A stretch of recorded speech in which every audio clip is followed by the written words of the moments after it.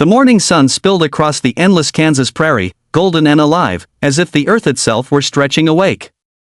Smoke drifted from cabin chimneys, carrying the mingling scents of pine, fresh earth, and baking bread. Somewhere beyond the hills, cattle lowed, and the wind whispered secrets to the tall grass that swayed like waves in a sea of gold. In a small, weathered cabin at the edge of nowhere, Martha Ellison wiped flour from her hands. Her cheeks were flushed from the heat of the oven, her palms stiff from kneading dough for settlers and wanderers alike. For 3 long years, she had lived among the whispers of the prairie, filling bellies while quietly nursing the loneliness that pressed heavy on her heart. That morning, though, would change everything. A shadow fell across her doorway, tall and wide.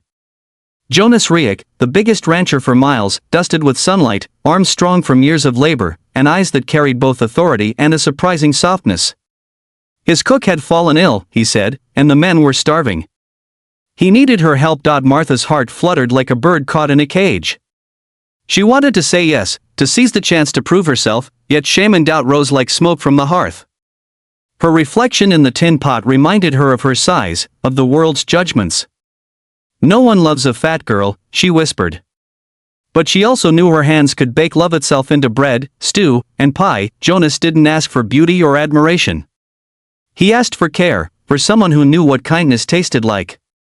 And just like that, the winds of the prairie carried her destiny across the open fields, toward a ranch that would not only feed her body but awaken her heart. The day she left her cabin, Martha loaded her few belongings onto a cart, the wheels crunching over prairie stone and dust. Her heart thrummed painfully, equal parts fear and anticipation. The sun climbed higher, illuminating the vast fields that stretched endlessly. The land smelled of life, of rain and earth and possibility, and somewhere deep in her chest, Martha felt a flicker of hope she hadn't known in years. Riek Ranch was larger than she had imagined. Barns stretched like fortresses, the land dotted with cattle grazing in lazy clusters. Men labored under the relentless sun, hammering, lifting, and hauling with rough hands and hearty voices. Yet as she walked past them, she felt their eyes on her, sharp as the prairie wind. "She's the new cook," one whispered to another, loud enough for a few others to hear. "Looks like she could eat half the kitchen." Martha's cheeks flushed, but she did not falter. She carried her basket of utensils and spices straight to the kitchen. The heat of the stove greeted her like an old friend, the scent of baking bread grounding her. For hours, she worked, kneading dough, stirring soups, and roasting meats. Each movement reminded her of who she was, of the power in giving care, in nourishing the body and soul. Days turned into weeks. At first, the men teased her quietly, their laughter cutting like wind across the plains. But slowly, they softened. Requests for seconds became smiles and compliments. One day, a ranch hand left a small bouquet of wildflowers by the stove. Another lingered, watching her stir a pot, before admitting, shyly, that her pies were better than anyone else's he had tasted. Jonas, however, remained enigmatic. He offered polite thanks after meals but rarely lingered.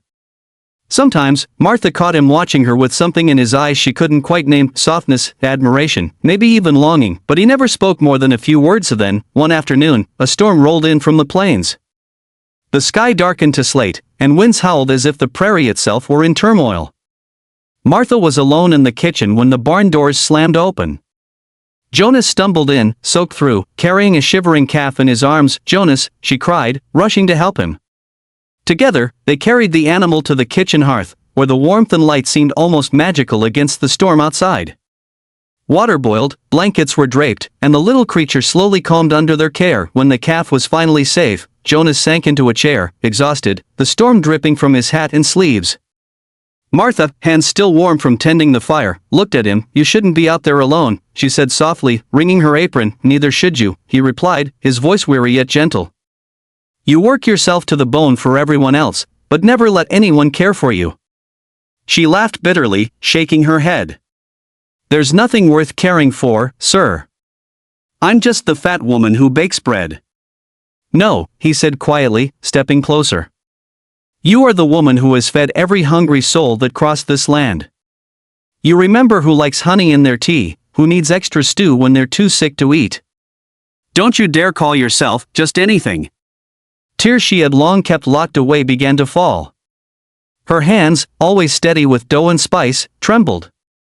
Jonas reached out, awkwardly at first, then with growing certainty, and wiped a tear from her cheek with his rough thumb. "You've got more heart than anyone I've ever met," he whispered. After that storm, the rhythm of the ranch changed. Jonas found reasons to stay longer in the kitchen, stacking firewood, carrying water, checking on the stews. Martha noticed the way he watched her laugh, the way he lingered by the hearth, the subtle eagerness in his movements. The ranch no longer felt merely like a workplace, it became a home, a space where warmth was not just in the ovens but in the connections forming between hearts. One evening, as the prairie sky burned in oranges and roses, Jonas approached her outside.